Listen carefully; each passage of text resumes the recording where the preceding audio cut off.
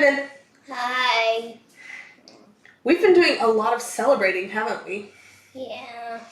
What did we celebrate? Advent. Advent, and then? Christmas. And then what did we celebrate last week? Or in the middle? Epiphany. Epiphany. So today in our Bible story, Jesus goes from being a baby or maybe a toddler to being a full-on grown-up right away. And How? because we just skip forward in the story. And because the Bible doesn't tell us very much about when Jesus was growing up. But what are we learning about in our story today? Jesus' baptism. Yes, Jesus' baptism. So, can you help me read this? While Jesus was living in Galilee, his cousin John the Baptist was preaching out in the country of Judea. The people loved John and came to see and hear whenever they could. Sometimes crowds of people came to see John by the Jordan River. When the crowds came, John would tell them, "Change what needs changing in your life. God's kingdom is here."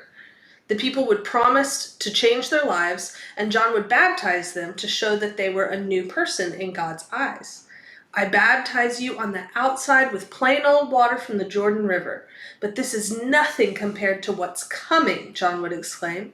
"The one who's coming will baptize you with God's own Spirit. With God's Spirit, you will be changed from the inside out." While John was saying this, Jesus appeared. He asked John to baptize him, but John wasn't so sure. "What? Me baptize you? I think it should be the other way around," John said. But Jesus insisted. "Do it, John. God does amazing things in baptism." So John did what Jesus asked and baptized him. All the way under the water in the Jordan River, Jesus went. When he splashed up out of the river, Jesus saw the skies open and he saw God's Spirit. It looked like a dove gracefully floating down to land on him. There was a voice too. The voice said, "This is my son. He has been chosen and marked by my love. He is the great joy of my life." Yeah. It says that he has been marked by my love. In another version it says, "He is my beloved." Did you know that that's one of the things that happens in baptism is we are marked by God's love, that God calls us beloved just like he called Jesus? Yeah. Ben, do you know what one of my favorite parts of this story is? What? That Jesus gets baptized before he does any miracles, before he heals anyone, before he teaches anyone anything. Jesus gets baptized and God calls Jesus beloved, tells him that he is loved by God.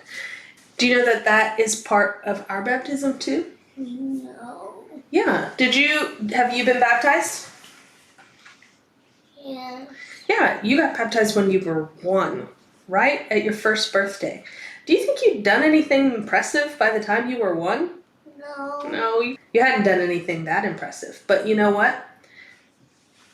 You don't have to do anything impressive to be loved by God. And our baptisms help us to remember that because we baptize little bitty babies, right? Mm-hmm. And so they haven't said the right things or done the right things or even believed the right things for God to love them. God just loves them because of exactly who they are, because they are themselves. And they are created by God and loved by God. Can we say a repeat prayer? Can you tell me what to do? Tabletops. Okay, tabletops. Moose ears. Moose ears.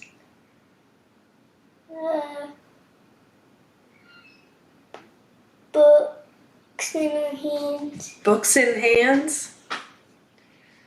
And bag on our head. Bag on our head.